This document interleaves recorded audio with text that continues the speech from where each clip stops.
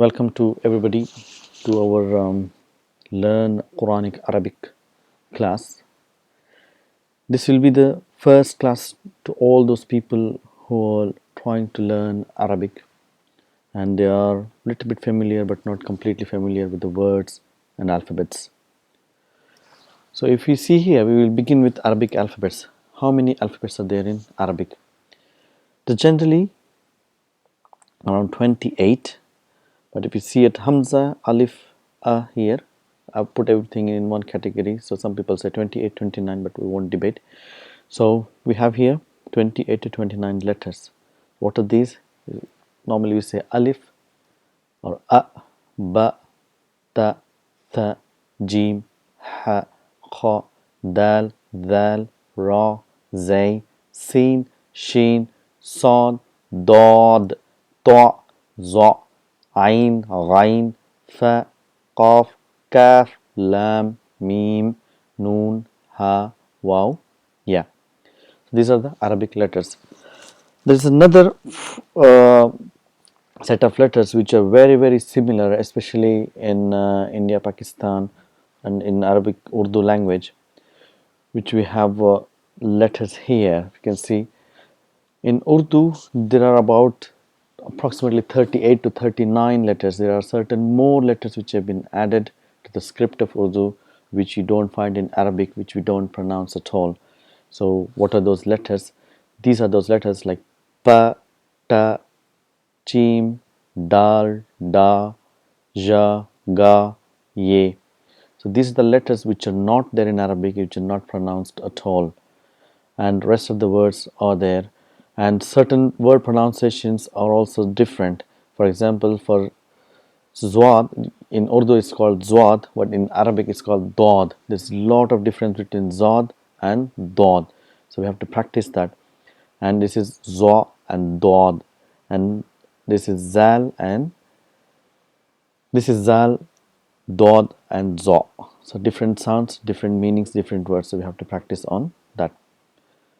So coming to Arabic alphabets, so we got 28 alphabets. So out of these 28 alphabets, Arabic is written in like a cursive writing. It's a running writing where everything is joined together when we write. However, there are certain words when they come you cannot join. The word has to stop there and the next letter has to be written separately. So these letters in English, what we call it as naughty letters, where when they come in a word everything stops. They act like a full stop, but it's not a full stop. It's just that the no letter can be joined after them. So what are those letters? Those letters are here. It's called Waw, Za, Ra, Dal, Dal and Alif. If you see here for examples, you see a Waw, it doesn't attach anything. It is written separately. Wajada, Zara'a. But if you see here, Ha, Ya, Mim, they all join together, but anything when Ra comes, it stops. Rahim, Ghadab, Dal is not attached to Ba, it is written separately. Dal is not attached to Ba, it is written separately. So those are called naughty letters, which you need to remember. So how do you write these letters? You see here, so each letter will have a different shape when they come in the beginning of a word, when they come in the middle of the word, when the word is ending with that letter. So this is how they are joined together. So all the letters can be joined in this fashion. So each letter has its own shape. But when it comes to those naughty letters, if you see which have been marked on the red, they're written separately. They can be attached to word behind them, but in front of them you cannot join a letter. So the letter has to begin separately. So this is just to give an overview how the letters are written. So you need to practice. If you not have the practice of writing Arabic, write a lot, practice yourself. Inshallah, it is very easy. So we got Waw here, which is written separately. So no letter can be joined after it. Before it, it's definitely letter can be joined, but not after it. So when these letters, like for example, we said naughty letters, and all these letters also behave a little bit different when they come with a one particular word which is most commonly used in Arabic, and that word is called al. It is called al, the definite article. So when this al attached to any word, that word becomes a definite, becomes that specific. For example, if I say kitabun, it's any book, but if you say al kitab, it becomes definite, a specific book. So it can be, it's called a definite article. So however, when this al, it can be attached to all the letters, so any letters which can begin with any word can begin with any letter. So some letters behave slightly differently when al is attached to them. Okay, so what I try to call is, we got a silent L. For example, in English we got, for example, talking, we say talking, but when you write, we write L, tall king, but we don't pronounce L.